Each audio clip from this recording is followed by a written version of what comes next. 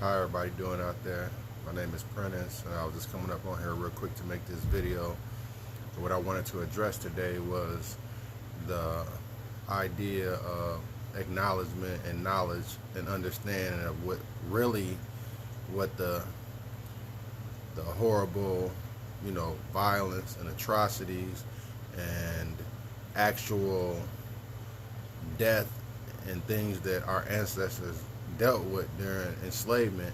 And I was watching a documentary talking about the history of New York City, which used to be called New Amsterdam, in the 1700s, 1600s, or whatever, 1700s, and how they find remains of kids, bruised, broken, dead, bodies, like showing the skeletal remains showed really what they were going through, how they were killed.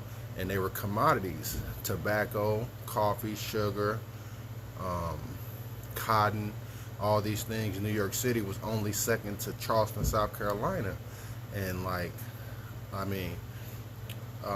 we hear stories in modern times, presently today, about things that are going on in other countries and how bad people are getting starved out, malnutrition, killed kids, women, innocent quote unquote civilians and stuff.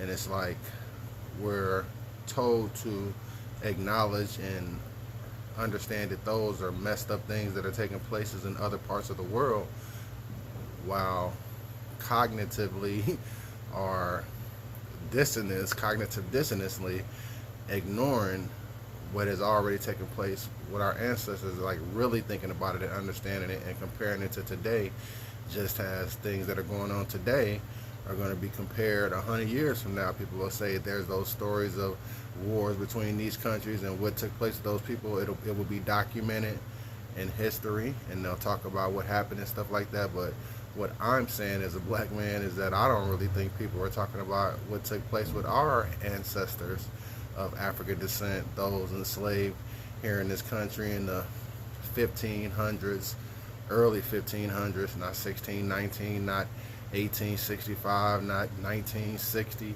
but all the way back then, 3 centuries going back at least, and how it's all intertwined from the Northeast, 13 colonies and everything there, down to the South, up to New Orleans, up to Mississippi, to all the cities in the Midwest and stuff that we know today, where a lot of our folks reside at. And we're still set up in communities that were systemically set up for us and created, aka ghettos. But just something to think about, y'all. Have a good, blessed rest of y'all weekend, and stay woke, stay conscious. Peace.